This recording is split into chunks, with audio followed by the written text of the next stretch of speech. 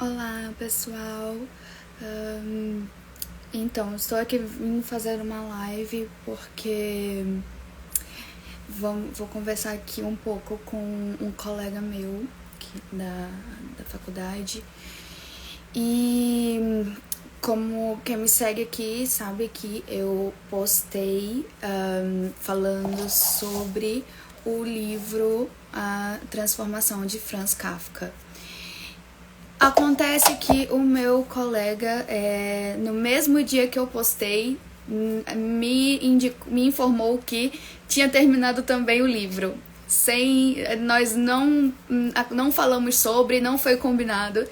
E como da última vez fiz aqui uma live com ele falando sobre coisas de psicologias, filosofia e afins, a gente decidiu vir aqui falar um pouco sobre coisas que o Franz Kafka fala ali, né, neste livro, né? E eu acho que vocês vão gostar muito. Normalmente quando a gente está só eu e ele ali por ligação, pelo WhatsApp, a gente entra em debates assim muito legais e eu acho que a gente queria compartilhar aqui.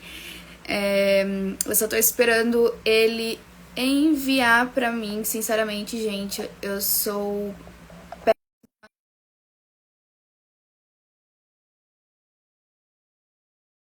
aqui, mas só tô esperando ele entrar.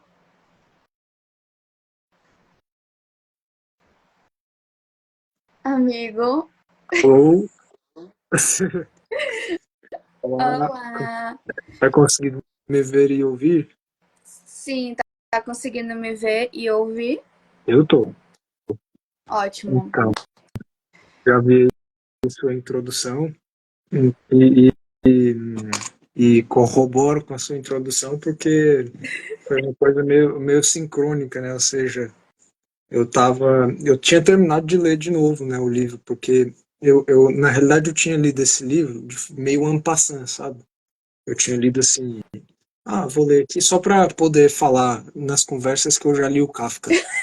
Eu tenho que ter, né? Para fingir de intelectual, aí tem que ter esses três pilares, o Kafka, o Tolstói e o Dostoiévski. Dostoiévski. É, aí, eu, aí eu li ele en passant só para falar, não, eu sei, o Gregor Samsa, às vezes até trocava o Samsa Gregor, não sei o quê, É, misturava tudo, tal. E aí eu fui ler de novo e terminei e tive uma noção diferente de tudo que eu já tinha lido antes desse livro. né? E também gostei muito da tua interpretação, ou seja, da forma que foi colocada no teu vídeo, de forma muito simples, né? De forma muito sintética, Sim. sobre aquela estrutura que o personagem principal está inserida ali e tal. Acho que a gente até podia começar falando sobre isso, porque primeiro assim, enaltecer a grandeza do Kafka, né? É, Porque um homem estranho, né? Recluso, não se sabe muito sobre ele, sim. que supostamente escreveu esse livro, pelo que eu vi, Vinte e não sei poucos se é verdade. dias, né? 20 e poucos dias, não sei se é verdade isso, É, ou se é mito, mas eu sim. acredito. Eu acredito que o cara era genial Sim. mesmo e tal. E aí escreveu uma obra tão curta e monumental, né? Monumental.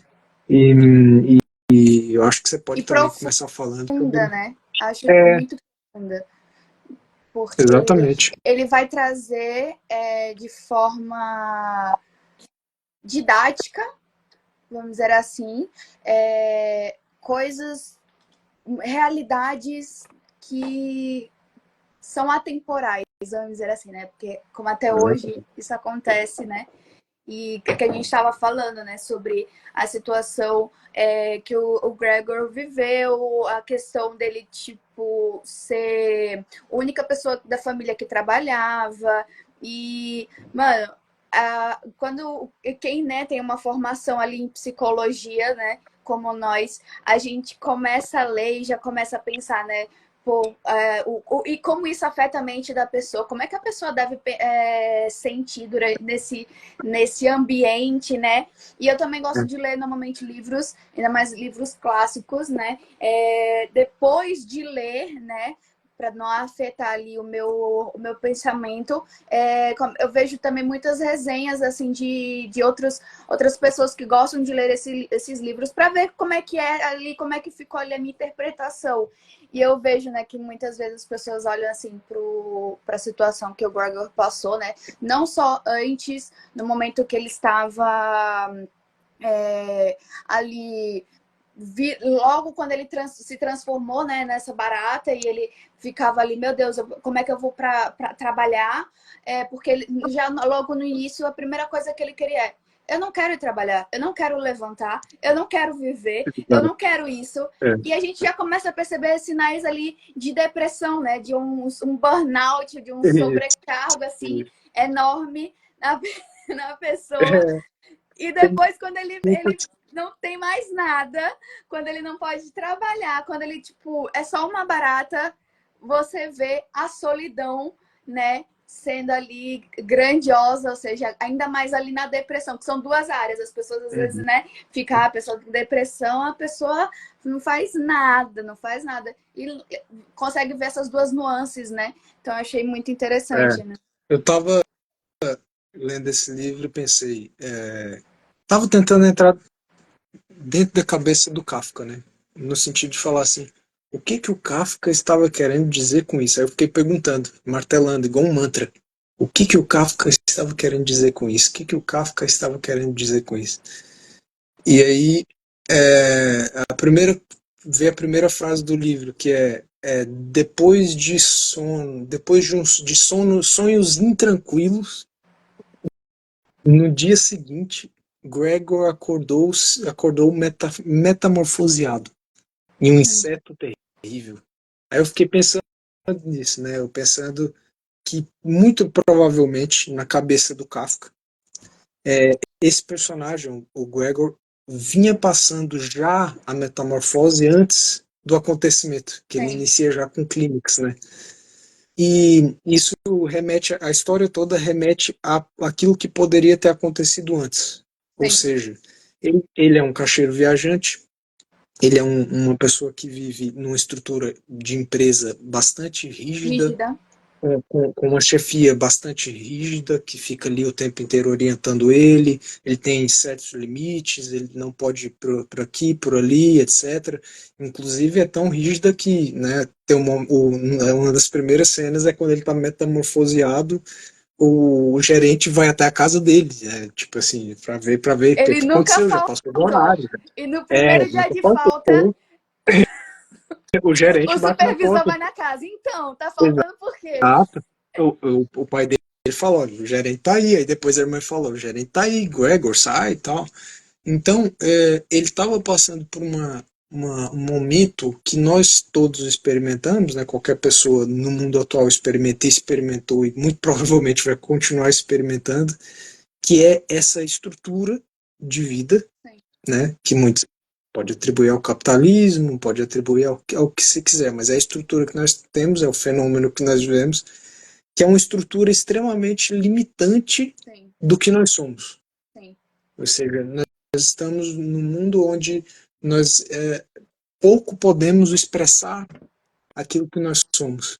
E essa primeira frase, que ele começa falando que o Gregor teve sonhos intranquilos, me remete a muitas situações da minha vida, da vida de pessoas que já passaram por isso, ou seja, é aquele momento, para mim ele já começa no ápice, naquele estopim psicológico, estopim emocional que muita gente passa, onde até os sonhos são intranquilos, né? Porque o que é um sonho? O sonho, o Kafka é meio contemporâneo do Sigmund Freud, então ele tinha ali uma ligação com a ideia dos sonhos. Para o Freud, os sonhos são linguagens cifradas que têm que ser decifradas.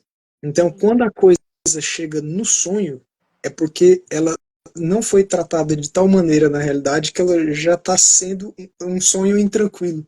Ela está sendo reprimida de tal maneira que se torna um sonho intranquilo.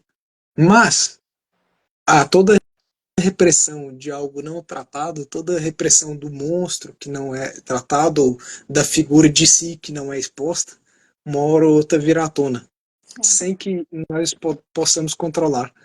Então, depois de sonhos intranquilos, depois desse momento, depois dessa fase estranha, que pode ser, no livro é um dia, mas pode ser uma fase, o Gregor acorda metamorfoseado.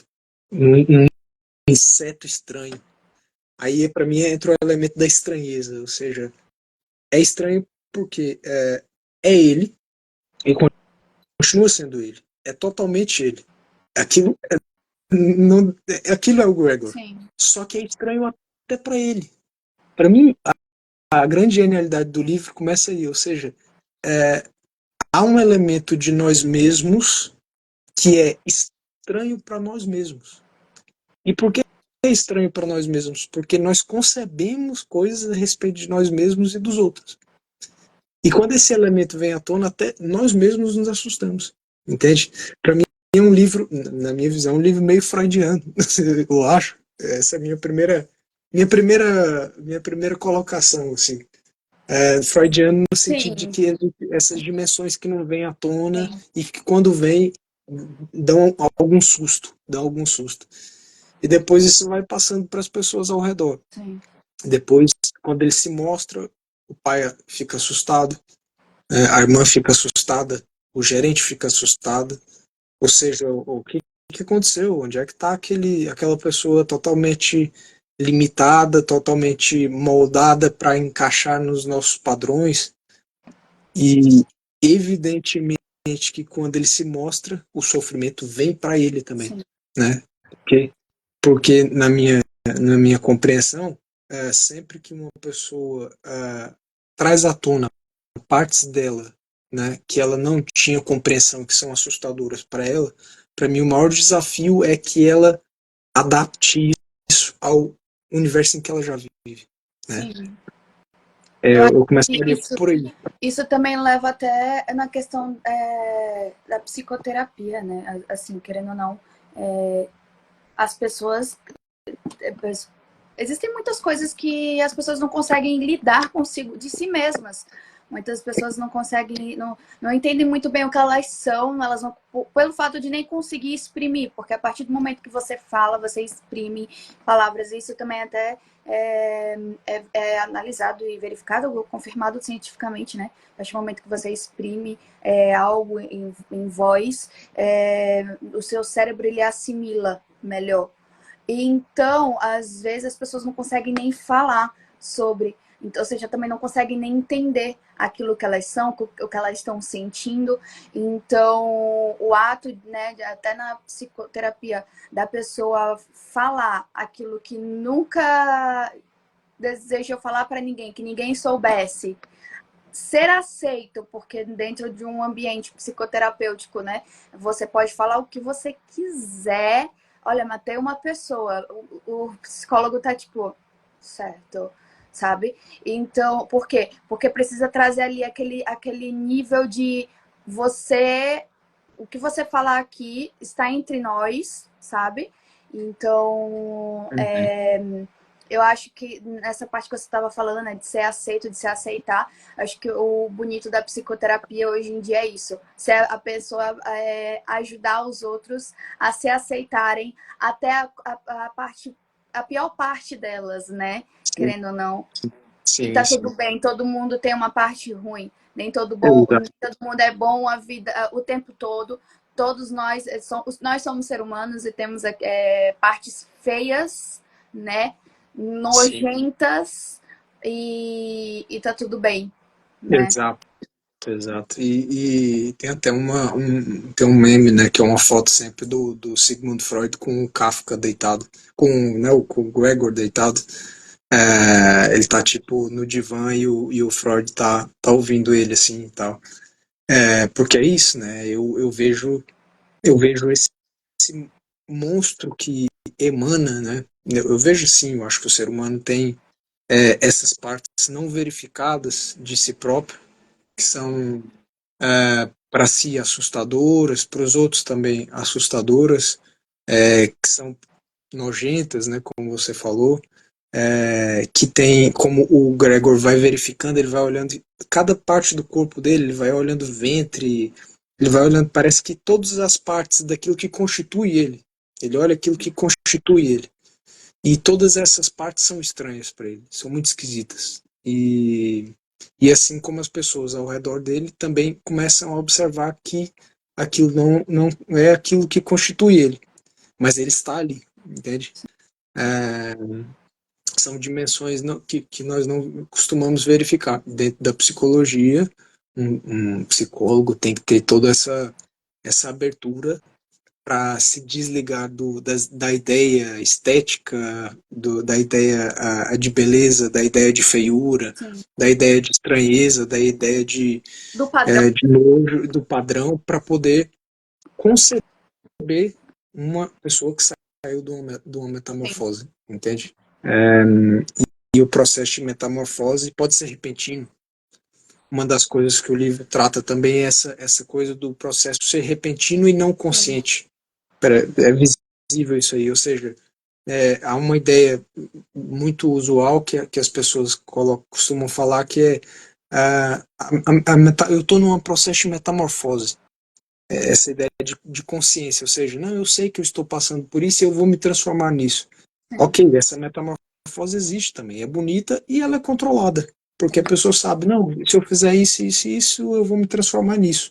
Se eu fizer isso, isso, isso, eu vou transformar numa borboleta e etc. Eu estou no casulo, mas depois eu viro uma borboleta. Agora, o livro trata dessa metamorfose brusca, abrupta e repentina, que vem do nada, que é quando de tanto tempo se reprimir certas coisas no casulo, aparece do nada. Sim. Entende? E essa é mais traumática, essa é mais dura. E geralmente essa não vem com formas de borboleta. Essa vem com formas estranhas, entende? E Esse acontece na negócio, vida de todas. você estava falando, e é uma coisa que eu percebo assim no livro, é que me lembrou muito, por exemplo, pessoas que têm acidente, que ficam incapacitadas, vamos dizer assim. Por exemplo, é da noite pro dia, querendo ou não, uma pessoa pode ficar paraplégica, pode ficar, pronto, sem um braço, sem uma perna, querendo ou não, deixa de trabalhar, né? E é uma coisa que eu até estava falando, uma pessoa, né, comentou no Reels, né, que eu postei, falava, né, que trabalhava na área social, com idosos, e que muitas vezes isso acontece, por exemplo, a partir do momento que a pessoa não consegue dar, né, da questão financeira ou pronto, fisicamente, as pessoas tratam como se fosse um inseto. Olha, deixa a pessoa ali, tudo bem. Por exemplo, foi uma parte que, sinceramente, eu cheguei no livro e minha vontade era de chorar, porque o Gregor, durante todo o livro, mesmo ele tendo ali aquelas vontades, né, de inseto, né, que ele fala de subir pelas paredes e de só conseguir comer certos tipos de comidas, dormir em certos lugares e tal, ele ainda tinha o pensamento dele voltado em: e a minha família? O que eu posso fazer para ajudar a minha família? Como é que tá a minha irmã? Como é que tá meu pai? Como é que tá minha mãe? Minha mãe tem isso, tem asma, tem isso, tem aquilo, papapá. E ele não parava para pensar em si. Enquanto a família tava rejeitando ele. E até o único personagem, né, que no caso é a irmã dele, que cuidava dele, que cuidou dele no início, no fim tava assim, queria mandar ele embora, jogar ele na rua.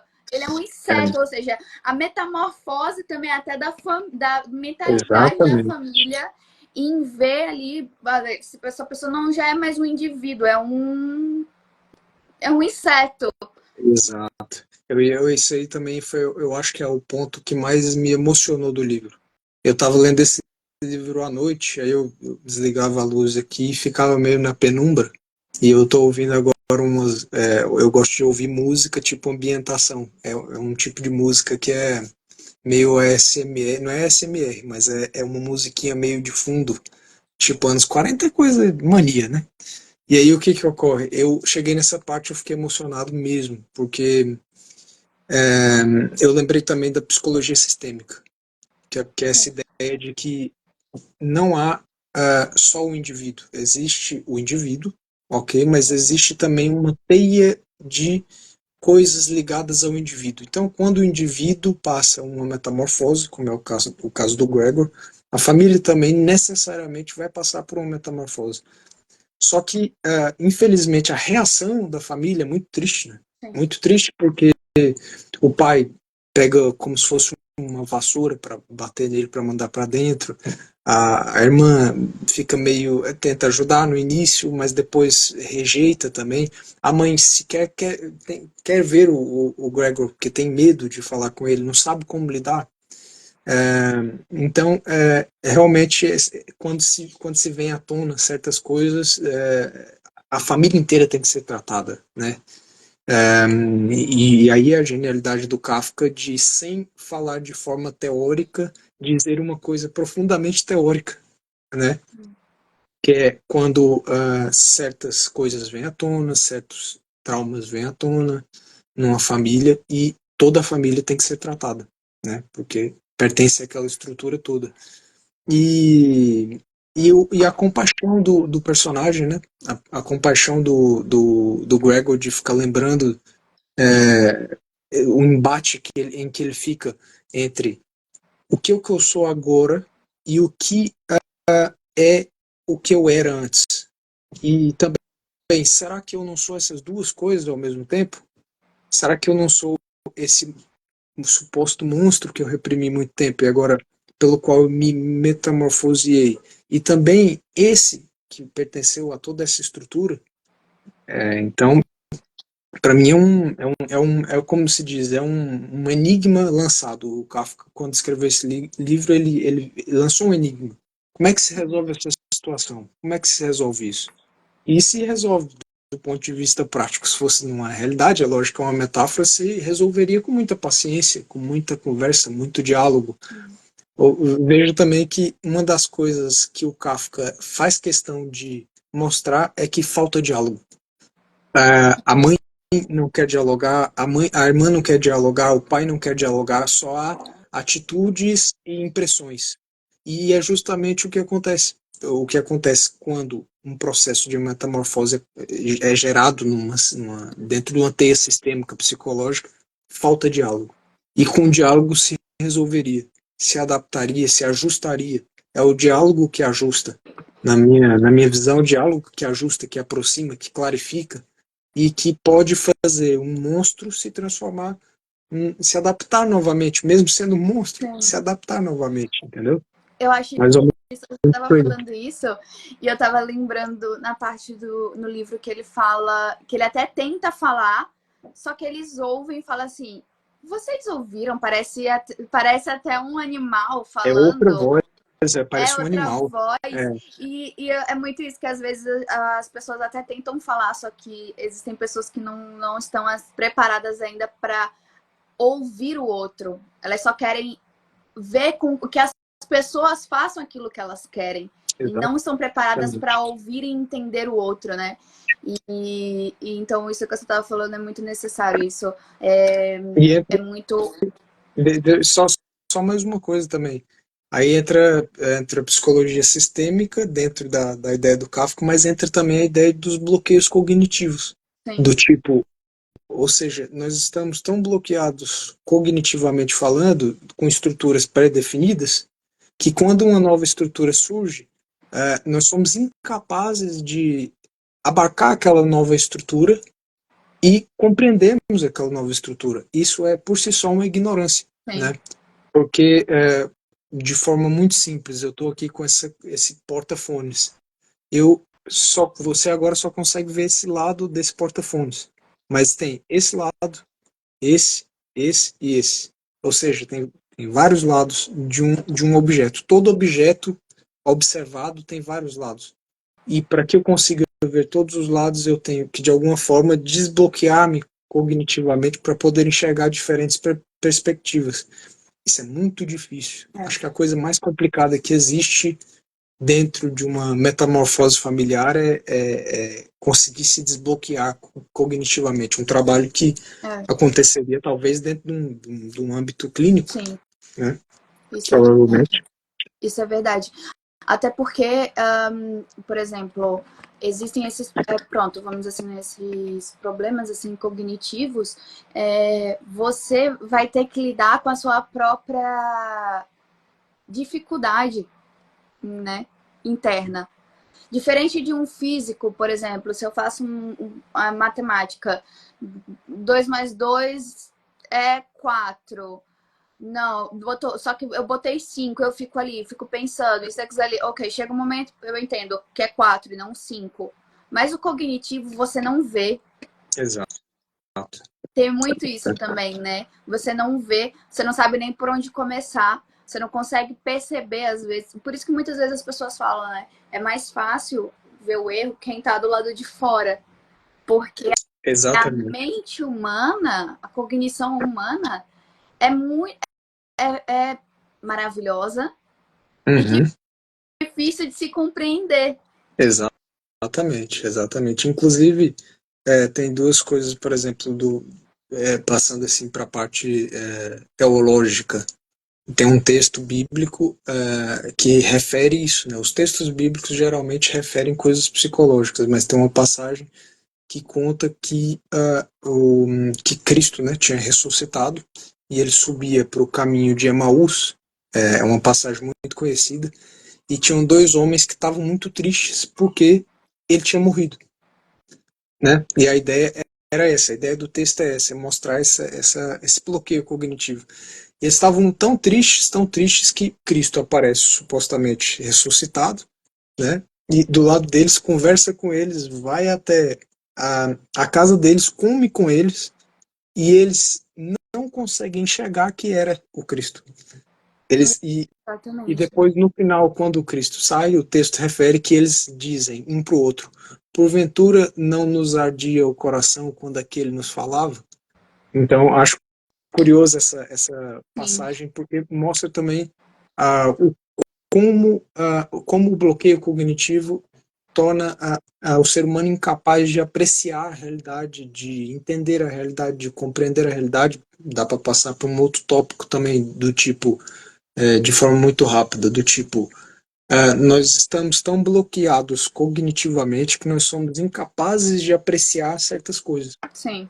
Por exemplo, os inúmeros bloqueios que as redes sociais proporcionam, a comparação com o outro, a vida dos outros, aquilo que é considerado bom, aquilo que é considerado rico, aquilo que é considerado maravilhoso, vai criando uma teia neurótica estrutural na nossa mentalidade, na nossa psique, que faz a gente, que nos torna incapazes de apreciar coisas que antes apreciávamos. Uma comida feita de forma singela, uma mesa posta de forma singela, um abraço, um afeto, uma fala, uma atenção, um pássaro, coisas singelas que antes apreciávamos, já não conseguimos apreciar hoje por conta dos inúmeros bloqueios que estamos expostos e que vamos nos colocando. Quando você fala nisso, por exemplo, a depressão. Um dos sintomas, assim, extremamente visíveis da depressão é a anedonia. A anedonia, para quem não sabe, por exemplo, isso que o meu colega Wallace estava a indicar. Você olhar, você não ter mais prazer naquilo que você tinha antes. Seu cérebro ele não consegue mais receber aquele nível de dopamina que antigamente recebia naquela atividade, naquela situação. Então, existe aquela coisa que, por isso é que muitas vezes as pessoas com depressão, elas não têm vontade de fazer nada, nem aquilo que elas gostavam. E é basicamente isso, né? É um bloqueio cognitivo. Se torna um bloqueio cognitivo. As pessoas que têm depressão têm esse bloqueio cognitivo. E consegue verificar que o bloqueio cognitivo não é algo que você, às vezes, pode nascer com ele, mas você vai criando ao longo da sua vivência. Exatamente. Exatamente. O né? bloqueio tem a ver totalmente com as vivências, tem a ver com aquilo que a pessoa vai sendo estimulada. é, e eu vejo isso acontecer com frequência em várias situações, inclusive cada um de nós aqui tem bloqueios cognitivos, e um grande desafio é lidar, ou seja, é como lidar e enfrentar os bloqueios cognitivos. Por exemplo, eu tenho uma teoria, né, que um dia eu vou escrever uma tese sobre isso, mas eu só para. A gente ainda tem quanto tempo? Eu não sei. 10 minutos, amigo. Ah, eu vou falar eu vou falar em um minuto, falar igual o Enéas, eu falava em um minuto. Não, mas a minha ideia é de que eu acredito que o estado natural do ser humano é o estado de. Peraí, alguém me ligou. É o estado de estupefação. O que que eu quero dizer com isso? É o estado de grande alegria, de grande prazer, de grande aventura, de sentido de aventura, de grande desbravamento da realidade. Esse é o estado natural do ser humano. E para mim, o estado neurótico é o estado de tédio, o estado de murmúrio, de reclamação, de estranheza, de sensação negativa. Esse é o estado neurótico. Sim. E por quê? Porque do ponto de vista lógico, do ponto de vista lógico, eu acho que a vida é muito mais aventuresca, a vida é muito mais um caráter quase mágico, as coisas são muito mais místicas e estranhas e distantes do que propriamente comuns e rotineiras. Para mim, essa ideia de rotina, de cotidiano, de repetição que é colocada, de que todo dia eu faço a mesma coisa, não existe simplesmente. O Wallace de hoje não é o mesmo Wallace de amanhã. O trabalho que eu vou amanhã não é o mesmo, porque as partículas alteraram, quimicamente, fisicamente falando. O meu cérebro já não é o mesmo, a minha pele já não é a mesma. Ou seja, nós estamos num processo de metamorfose, estamos num processo de constante alteração, uma espécie de caos, digamos assim, mas um caos aventuresco, em que o estado do ser humano enquanto observador e vivente, ente vivente, deveria ser um estado de grande assombro positivo, não negativo, não de pânico. Mas é aquela sensação de que eu estou numa espécie de aventura, eu estou numa espécie de lugar mágico. Isso aqui é tudo mágico. Eu estou numa bola flutuando no espaço em volta do Sol, que tem uma estrutura de galáxia com mais outras estruturas de galáxia, um cosmos, e eu estou aqui falando e tendo consciência. Para mim isso é muito mais aventuresco do ponto de vista lógico mesmo. Para mim a existência é uma coisa, uma aventura, entende? Que eu quero dizer com isso? Eu quero dizer que o bloqueio cognitivo, né, os bloqueios cognitivos que a gente passa, impedem isso tudo. Impedem isso tudo. E se o inseto do Gregor, que ele se tornou, na realidade seja a realidade de todos?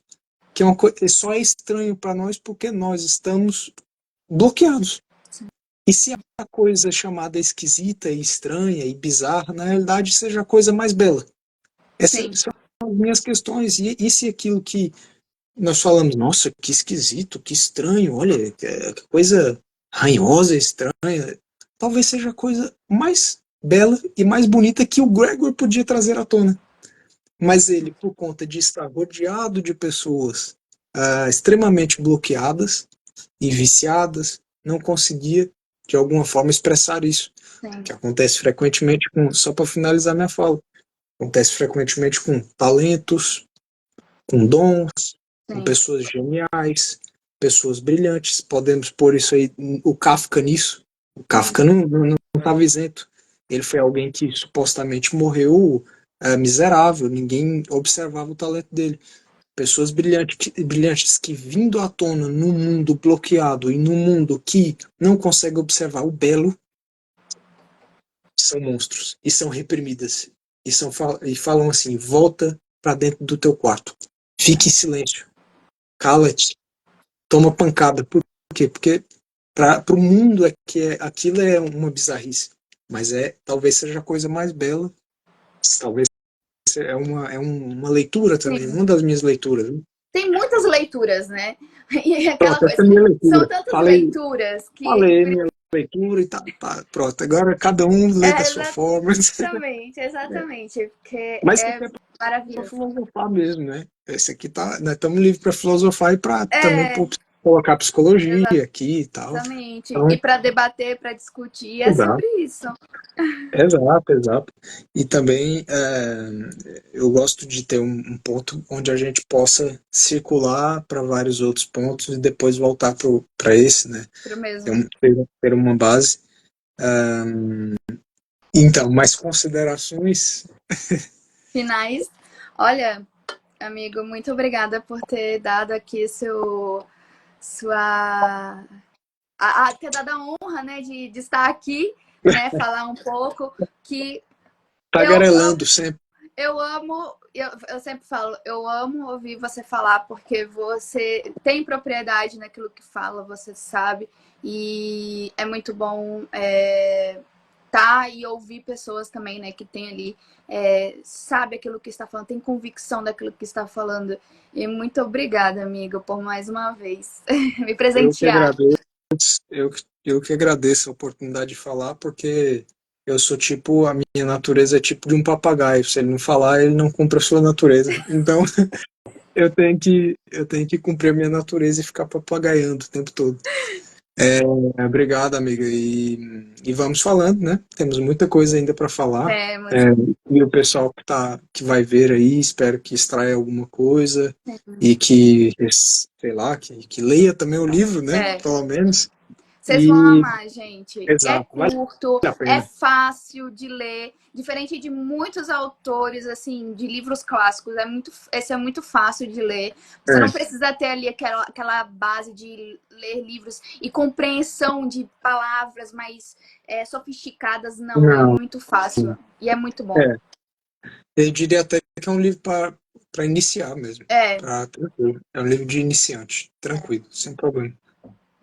mas olha, amigo, Então, obrigada por tudo. obrigado. Até a próxima, então. Tchauzinho. Beijo, abraço.